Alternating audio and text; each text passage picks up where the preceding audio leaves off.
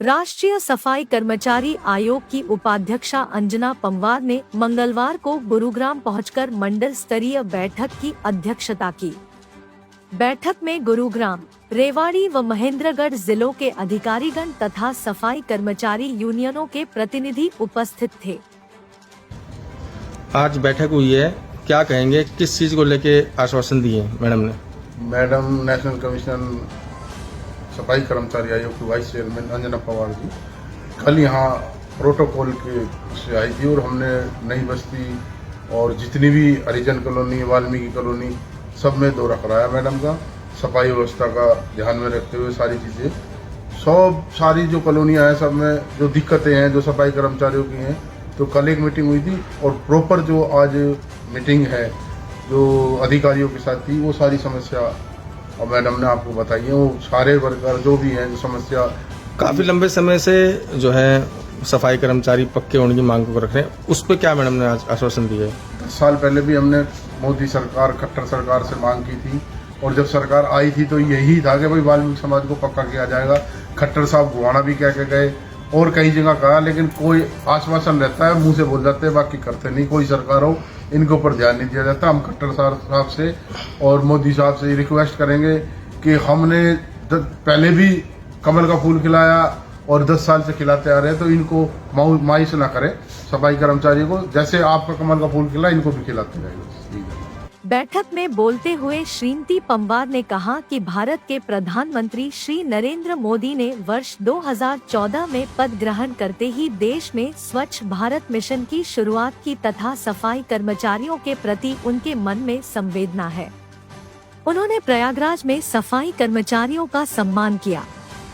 हम सभी का यह कर्तव्य बनता है कि जो व्यक्ति हमारे आसपास के क्षेत्र को स्वच्छ बनाने में अपना महत्वपूर्ण योगदान दे रहा है, उसके प्रति अपने मन में संवेदना रखे तथा उनकी समस्याओं का समाधान करे। उन्होंने कहा कि कोरोना काल में जब सभी देशवासी अपने अपने घरों में बैठे थे, उस समय भी सफाई कर्मचारियों ने अपनी जान को जोखिम में डालकर हमारे शहर को स्वच्छ बनाने में योगदान दिया है।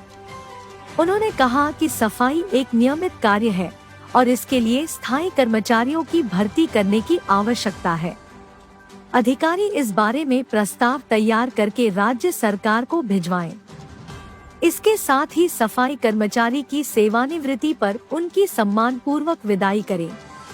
उन्होंने कहा कि जिन स्थानों पर सफाई कर्मचारी अपनी हाजिरी लगाते हैं, वहां पर महिलाओं व पुरुषों के लिए अलग अलग कमरों की व्यवस्था करवाएं ताकि वे अपनी वर्दी पहन सकें, बैठकर खाना खा सकें। यहाँ पर टॉयलेट व पेयजल की भी पर्याप्त व्यवस्था सुनिश्चित की जाए। बैठक उन्होंने सफाई कर्मचारियों के लिए आवासीय कॉलोनी की व्यवस्था करवाने, सफाई कर्मचारियों की बस्तियों में चौपालों का निर्माण करवाने सहित अन्य समस्याओं का समाधान करवाने के निर्देश दिए। हाँ जी मैम, बताइए जो आगे। देखिए, सफाई कर्मचारी आयोग जो राष्ट्रीय स्तर पर काम कर रहा है, मैं धन्यवाद देना चाहूँगी हमारे देश के प्रधानमंत्री जी और राष्ट्रपति जी को, जिन्होंने मुझे ये जिम्मेदारी उपाध्यक्ष की दी है। और इसी के अंतर्गत हम सफाई कर्मचारी और मैनुअल स्क्वेंजर्स जो भी हैं, उन लोगों के आश्रितों का शैक्षिक, सामाजिक एवं आर्थिक जो पुनर्वास हम कैसे करें, उसका अध्ययन करने के लिए आयोग हर जगह जाता है। इसी संदर्भ में आज गुड़गांव में संभाग स्तरीय बैठक ली गई।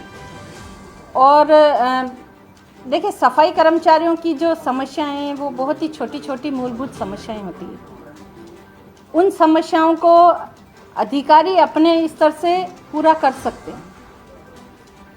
और इसी संदर्भ में जो आज डिस्कस हुआ है, उसमें सबसे बड़ी समस्या थी कि सफाई कर्मचारियों का जो ईएसआई कार्ड वगैरह और उनका मेडिकल चेकअप है, वो चीज़ टाइम से होना चाहिए।